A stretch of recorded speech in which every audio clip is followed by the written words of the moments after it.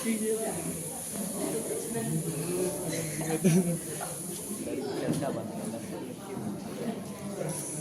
मजा है।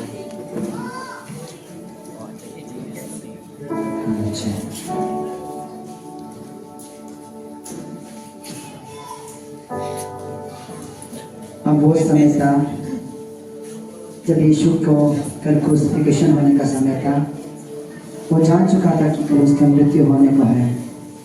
इसके लिए उसने गेत्सेमानी गार्डन में बगीचे पर जाके अपने पिता से प्रार्थना की, पिता हो सके तो ये प्याला से मुझ पर हटा, परंतु मेरी इच्छा नहीं केवल तेरी इच्छा पूरी हो।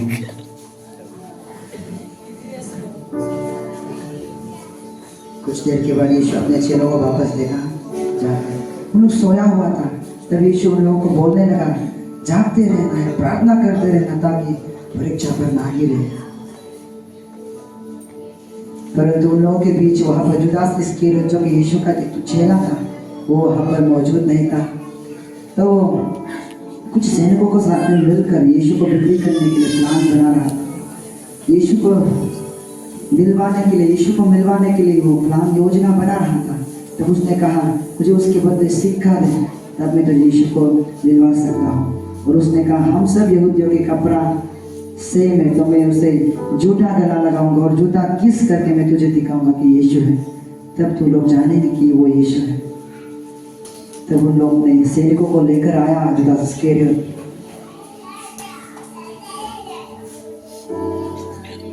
तब उसने जूता गले लगाया और जूता किस किया यीशु को। यीशु जान चुका था और एक सैनिक ने उसे पकड़ने के लिए कोशिश की। तब पतरस ने उसके कान को काट दिया। तब यीशु ने उसे कान को वापस डालकर उसने पतरस को गाली दी। उसने कहा, क्या मैं अपने पिता की इच्छा को पूरी ना करूं? तब कुछ देर के बाद में यीशु को सैनिक लोग ने भंडी बनाकर ले गया। तब वहां से चेले लोग भीतर भीतर हो चुका था, इधर उधर अपने अपने जगह पर।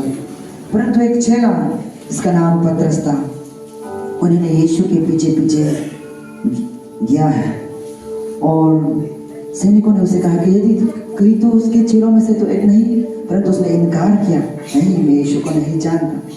दूसरी बार जब पतरस ने अंदर किया, उसमें एक चेला ने कहा, कहीं तो उन चेलों में से एक तो नहीं। फिर दूसरी बार उसने इनकार किया, नहीं मैं यीशु को नहीं जानता। फिर तीसरी बार जिसके कान को उड़ा दिया गया था, काट दिया था, उसने देखा जैसे लगा और कहा कि कहीं तो यीशु के साथ तो नहीं था, परंतु उसने इनकार किया।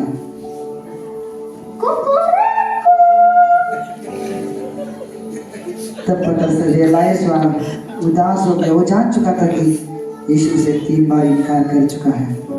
यीशु को उसने 3 बार इनकार कर चुका है। कुछ दिनों के बाद में जुदास इस्करियोत अपने कर्मों को लेकर वो पछतावा होता कि ये मैंने क्या कर दिया अपने गुरु के साथ। मैंने उसे 30 सिक्कों में बिक्री कर डाला। वो अपने आप को पीटने लगा, टॉर्चर करने लगा कि ये मैंने क्या कर दिया। ना चेलों के पास वो जा सकता था। उसने सोचा कि मैं इन सिक्कों को उस सैनिकों को वापस दे दूं और मैं यीशु को वापस लाऊं। तब उसने सैनिकों को मिलने गया और उसका हाथ पैर जोड़ा, ये सिक्कों को वापस दे और यीशु को मुझे वापस कर दे। तब उसने इनकार किया, तू हट यहाँ से, तेरी अब कोई जरूरत नहीं, तू यहाँ से निकल। तब कुछ भिखारियों को जुदास इस्करियोत पैसा को देकर, वो पैसा को भी नहीं लेकर, वो अपनी गलती के कारण मौत को चुन लेता है। वो अपने मृत्यु कर लेते हैं, सुसाइड कर लेते हैं। कुछ दिन के बाद में सैनिकों ने यीशु को बंदी बनाकर उसे योजना बनाया कि मारने का, पीटने का, उसे यीशु को कष्ट देने के लिए उन्होंने निर्णय लिया। और यीशु को वहां पर पैरों को बांधकर, हाथों को बांधकर उसे वहां पर मारा। गंदे गंदे गालियां दी, उसे ठुका और पोर में लाठी मारा, उसे मारा। नींद को, छामरा को छीनने तक उसे मारा।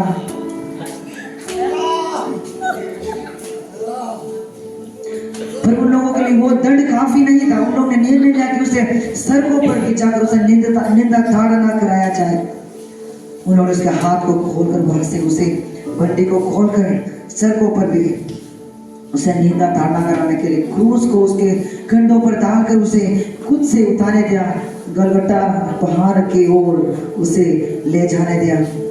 और यीशु को वहां पर भी मारा पीटा, और जब नहीं उठा सकने पर जबरदस्त किया गया, उठा, इस क्रूस को उठा। जबरदस्ती उठाने के लिए उसे किया गया। आइए देखते हैं हमारे यीशु कितना हम लोगों के लिए कष्ट सहन है। हालेलुया। तब यीशु को उसके हाथों पर, उसके पैरों पर कीली ठोकर उसे क्रूस पर उठाया जाने की तैयारी में लग गए सैनिक लोग।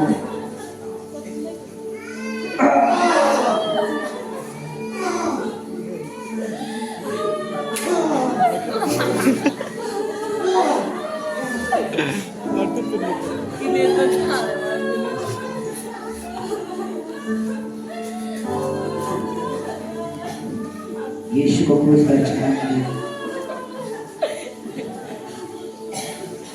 यीशु के बगल पर और दो पापियों को चढ़ाया गया था। उसके गलती कर्मों के कारण उसे सजा दिया गया थे।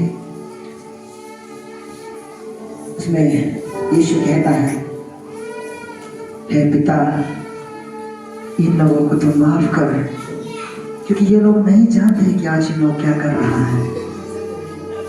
उसे सुनते ही उसके बगल वाले एक ने कहा, अगर तू राजाओं का राजा है तो, तू प्रभुओं का प्रभु है तो हमें इस प्याला से हटा और तू खुद को भी आज से बचा। परंतु एक वाले कहते हैं, तू नहीं जानता, हम दोनों अपने गलती के कर्मों के कारण यहाँ पर आए हैं। परंतु यीशु नाज़री यहाँ पर कुछ गलती ना करते हुए भी दुनिया के लिए उसने यहाँ पर लहू बहाया। इसलिए वो कहता है, जब तू यीशु स्वर्ग जाएंगे तब मुझे भी याद करना। तब यीशु से कहता है, तो आज ही मेरे साथ पैराडाइज जाएंगे। तो कुछ देर के बाद यीशु चिल्लाता है, मैं प्यासा हूं। सैनिक को कुछ कटोरे से उठाकर उसे पिलाते हैं।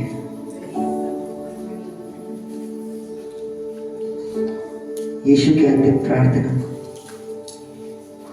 पिता, मैं अपने आत्मा को तेरी ओर समर्पित करता हूं।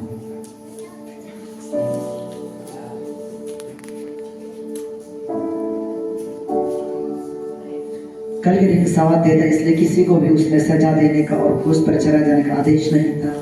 इसलिए सैनिकों जो है जाकर चेक करता है यीशु को, उसके अगल बगल के पापियों को चेक करता है। तब यीशु मर चुका था। तब दोनों पापियों को जबरदस्ती मरवाने का दंड, उसके हड्डियों को तोड़कर उसे मरवाया जाता है, आदेश देता। परंतु यीशु की एक भी हत्या नहीं तोड़ा जाता है ताकि वचन पूरा हो। उसे क्रूस से निकाला जाता है और कुछ देर के बाद में कुछ लोग और उसके चेला लोग आकर उसके पास में बगल पर आके रोने लगता है। उसे दुख भरी से उसे देखता है कि यीशु ने हमारे पापों के लिए यहाँ पर क्रूस पर बलिदान दिया है अपने आप। कुछ देर के बाद में उसे कब्र की ओर ले जाता है और यीशु को उस कब्र पर ले जाते हैं जहाँ पर उसे गाड़ा गया।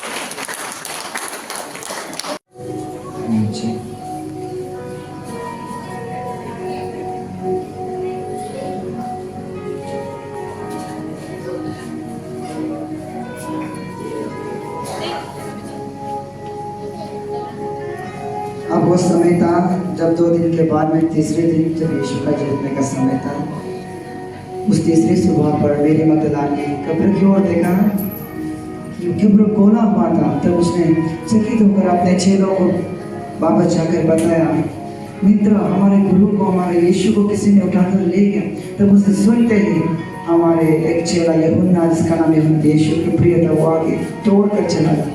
परंतु आगे ना जाते हैं, पर उसके पीछे आगे आगे पतरस वाले थे, और वो देखता है वहाँ पर यीशु नहीं होता है, तो वहाँ से वो चले जाता है। परंतु मेरी मगदलानी वहाँ पर रोटी भरी बेचती है। उस समय दो स्वर्गदूत मेरी को बताते हैं, तू मरे हुओं में से क्यों ढूंढता है, क्योंकि हमारे और तेरे प्रभु यीशु जी उठ चुका है। तब मेरी मगदलानी वहाँ से कुछ उदासीपन होकर चले जाते हैं और अपने चेलों के साथ वो बात करके बैठे हैं। और कुछ समय चेले लोग आपस में जब बात कर रहे होते हैं, कुछ यीशु के बारे में चर्चा कर रहे होते हैं, तब कुछ देर के बाद में, कुछ समय के बाद में उन लोग के बीच में यीशु प्रकट होता है। यीशु अपने आप को दिखाते हैं, उसे छूने लगता है, उसे विश्वास करता है सब। फिर यीशु उन लोगों के लिए प्रार्थना करता है और उन लोगों को कुछ बातें करके वहाँ से चले जाते हैं। और परंतु उन लोगों के बीच में एक चेला नहीं था, जिसका नाम था थॉमस, जो कि यीशु को जी उठ चुका पर भरोसा नहीं था। कुछ बाजार से वो सामान लेके वापस आता, तो उसे एक चेला बताते हैं, मित्र हमारे यीशु मरे हुओं में से जी उठ चुका है। पर थॉमस कहता है, मुझे विश्वास नहीं, जब तक उसके हाथों पर मैं अपनी उंगली ना डालूं, उसके बदन को ना छोड़ूं, तब तक मैं कभी यकीन नहीं कर सकता। कुछ देर के बाद हम लोग आपस में बात करते हैं और यीशु के बारे में चर्चा करते हैं। तो फिर दूसरी बार यीशु उन लोगों के बीच में प्रकट होता है और यीशु उन लोगों के बात करने के बाद में उस तोमा को उठाते हैं उसमें, और वो कहता है, तोमा हाँ मेरे हाथ पर उंगली डाल और मेरे बदन को छू और मुझ पर विश्वास कर कि मैं आत्मा नहीं, मैं मेरे हुओं से जी उठ चुका हूँ। तब वो उसके घुटनों कर रोने लगता है, उसे क्षमा मांगता है, प्रभु मुझे माफ कर, मैंने तुझ पर सख्त किया, मैंने तुझ पर भरोसा नहीं किया। परंतु यीशु कहता है, तूने तो मुझ पर देखकर विश्वास किया है। धन्य वे लोग जो मुझे बिना देखे विश्वास करते हैं। तब यीशु उन लोगों को वचन देता है और उन लोगों के लिए प्रार्थना करते हैं और सभी विश्वास करके आशीषित होते हैं।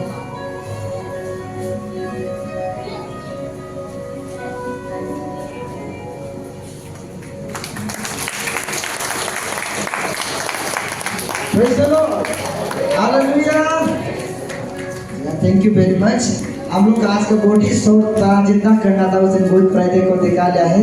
जो लोग नहीं आया था उन लोग का लॉस था और आने वाले लोग तो आशीषित हुआ है। तो उसके लिए आज यीशु का जीवन